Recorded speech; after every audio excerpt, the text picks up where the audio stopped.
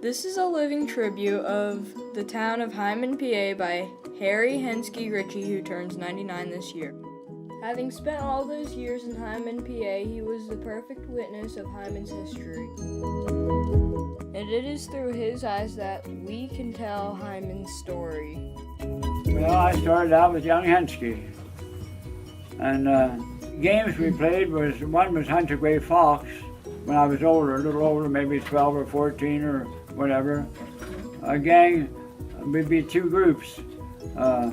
One group would be the fox, and their job was to hide. It was after dark, and they'd go and have to stay in a certain number of blocks. And you'd get, when you're ready, you'd holler, "Hunt the gray fox!" That's how you hollered it. And then the others were supposed to find you. And then if they didn't find us, we'd holler. We said, not follow. Holler, no, they'd yell, the ones that hunting you. Holler, no, follow. And of course, we'd sing that out at night, and we played till we quit. That was one game. 48, 49, 50. I am not talking to you like now.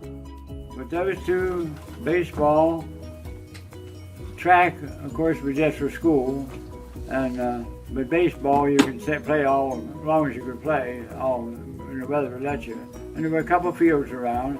They maybe not baseball fields, but we made them into a baseball field. And I heard the fire siren, and I went to the back window and looked out, and I could see the smoke. This was on the main street, Washington Street, and I could see the smoke coming out from one of the buildings. It was just smoke first and then flames. All the flames were squirting as high as the ceiling. And that was the beginning. That was about 5:30, I guess, in the evening, or 6. And then, of course, from then on, there was, I'd say, I forget how many fire companies came, but many fire companies come. I heard one as far as Winchester. And because the street was narrow and it was so hot there, the men carried big pieces of plywood. Someone would hold out in front of them, and they'd be behind it fighting fires. Did you graduate from Hyndman here? I graduated in 1936, right ahead of the flood. Now, St. Patrick's Day, that was the day of the flood in 80 years ago on 36. That was the day of the flood, 80 years ago. I was carrying papers. I was a senior, and I carried papers for about 3 years. And that morning, we had a lot of snow that winter, a lot of rain there in the spring, and that caused the flood again. Was there any hotels in Hyndman? 3 at least. One was next to the railroad, and there was 2 next to the railroad. To the end of Market Street, on the left-hand side was the commercial hotel, and then up the street from it, on the same side, was the Wagner Hotel. And then across the street was the Algonquin. Let's see. They had named it Bridgeport, New Bridgeport. Bridgeport was across the bridge, and then they called the Hyndman New Bridge because that's where people were building down there, and the churches were down there, and the schools down there.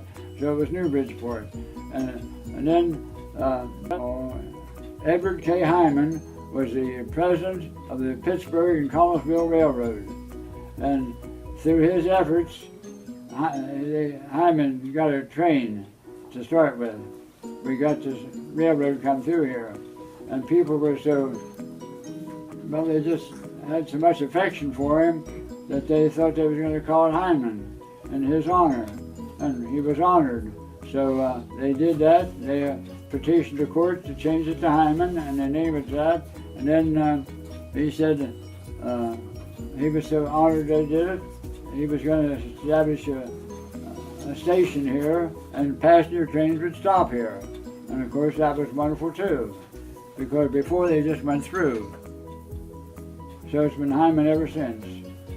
And it was named for Edward K. Hyndman, and his folks came from Ireland.